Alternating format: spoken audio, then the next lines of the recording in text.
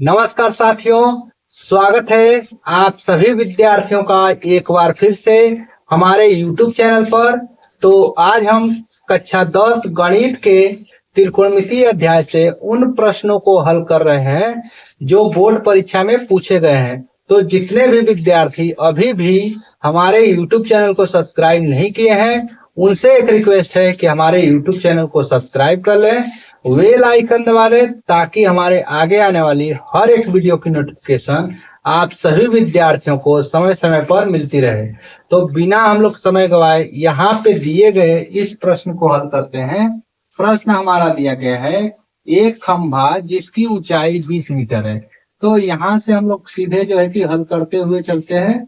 एक खंभा जिसकी ऊंचाई हमें जो है कि 20 मीटर रखना है। तो सबसे पहले एक हम लोग खंभा बनाएंगे, इसको हम मान लेते हैं ए बी जो है कि एक खंभा है और इसकी ऊंचाई कितनी है 20 मीटर, ठीक है। और खंभे के ऊपर है ना एक झंडा लगा हुआ है, इसी के ऊपर एक झंडा लगा हुआ है, ठीक। तो इसको हम मान लेते हैं सी, ए सी क्या होगा, झंडा होगा, ठीक है। और जो है कि लगा हुआ है जमीन पर स्थित किसी बिंदु, जमीन पर मान लो यहाँ पे कोई एक बिंदु स्थित है सी, है ना।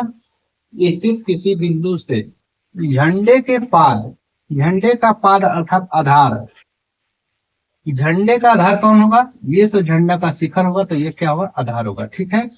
तो झंडे के आधार, झंडे के पाद व शिखर का उन्नयन कोण 45 और 60 है, क्रमशः करके, है ना। तो ये जो है कि झंडे का आधार का उन्नयन कोण जो है कि मान लेते हैं, इसको और आगे बढ़ा देते हैं। ये जो है कि सी बिंदु है और ये जो है कि 45 अंश का है। और फिर जो है क्या है, इसके शिखर का उन्नयन कोण जो आ रहा है इसी बिंदु पर 60 अंश का आ रहा है। ये 60 अंश का, बिल्कुल सीधी लाइन होगी, ये 60 अंश का। और जो है कि इसको सीधा कर लेते हैं, ठीक है। अब क्या कहा है, तो झंडे की ऊंचाई ज्ञात करो। झंडे की ऊंचाई हमें ज्ञात करना है, इसको यश को, ठीक है। और ये आधार जो है कि दोनों का बराबर है, ठीक है। इसके लिए हम लोग क्या करते हैं, सबसे पहले यहाँ मान लें, माना क्या मान लेते हैं, मान लेते हैं यहाँ सी, ये तो हम लोग सी लिख लिए, ये सी है तो इसको हम लोग डी लिख लेते हैं, ठीक है। माना ए बी एक खंभा है, ठीक है, इस तरह लिख लेना है। और इसके ऊपर, और इसके इसके ऊपर यच ऊंचाई का एसी एक झंडा लगा हुआ है, एक झंडा लगा हुआ है। और भूमि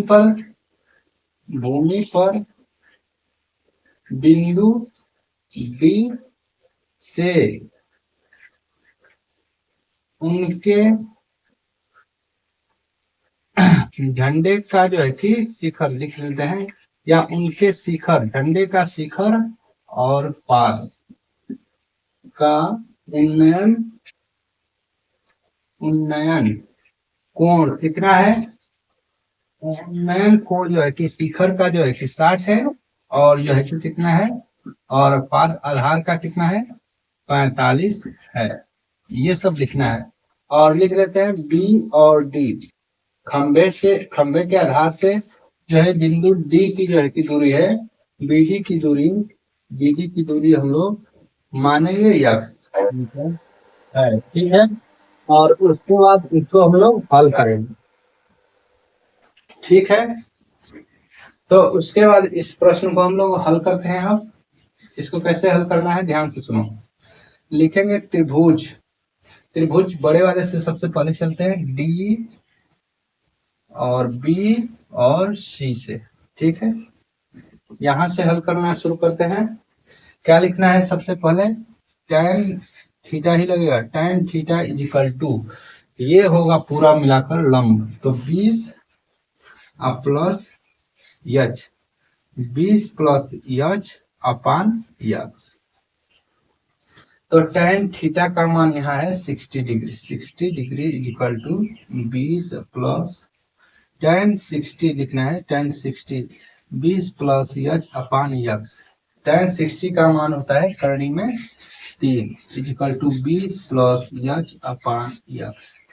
यक्स का इसमें गुणा होगा और करणी 3 का हम लोग भाग दे देंगे, तो यक्स इजिकल टू आएगा 20 प्लस यच अपान क्या जाएगा करणी में 3, या इसको इधर थोड़ा सा हट कर लेते हैं।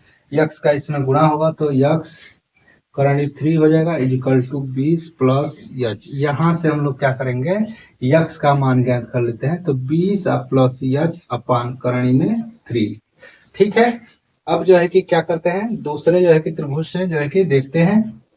तो इस प्रश्न को हम हटा दे रहे हैं। ठीक है, प्रश्न को हटाकर ये ध्यान रखना है कि झंडे की ऊंचाई हमें ज्ञात करना है। यच जो मान आएगा वही झंडे की ऊंचाई होगी। ठीक है, तो अब जो है कि हम लोग दूसरे वाले त्रिभुज से चलते हैं। त्रिभुज कौन सा, डी बी और ए से। इसमें भी लगेगा tan 45 अंश लिखेंगे, और ये जो है कि यहाँ से यहाँ तक जो है कि ये लंब हो जाएगा, तो 20 अब बटा में यक्स। तो यहाँ से जो है कि यक्स का ये जो है कि tan 45 का मान होता है 1 और 20 बटा यक्स, तो यहाँ से यक्स का मान आ जाएगा 20। 20 जो है कि यहाँ पे रखेंगे यक्स का मान। समीकरण कौन सा, इसको 1 मान लेते हैं। समीकरण 1 में यक्स का मान रखने पर रखो क्या आता है, देखो ध्यान से।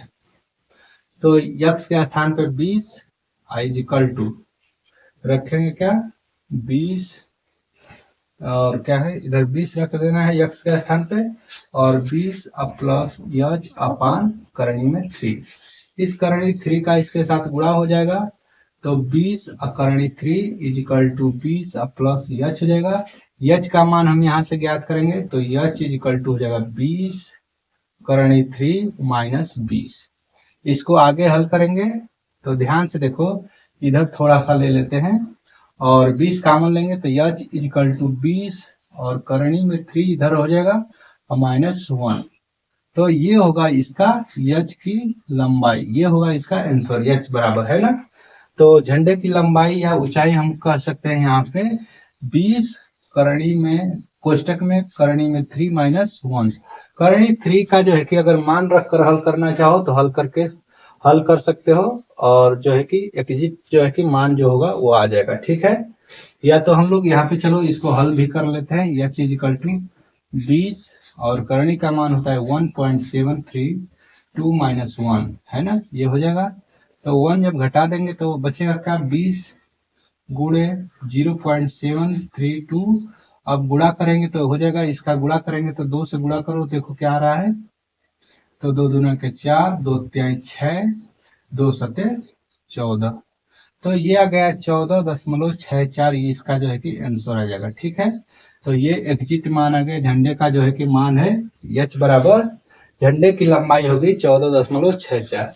तो जितने भी विद्यार्थी हमारे इस वीडियो को देख रहे हैं उन सभी विद्यार्थियों से एक बार पुनः हम निवेदन करते हैं कि हमारे इस वीडियो को अपने दोस्तों तक जरूर शेयर करें, ताकि वे विद्यार्थी भी ऐसे जो है कि क्वेश्चनों को हल कर सके जो परीक्षा में पूछे गए हैं। ठीक है, तो जितने भी विद्यार्थी हमसे जुड़ जाएंगे उन सभी विद्यार्थियों का हमारे YouTube चैनल पर बहुत बहुत स्वागत, अभिनंदन, वंदन है। तो मिलेंगे फिर से नेक्स्ट वीडियो में, तब तक के लिए धन्यवाद।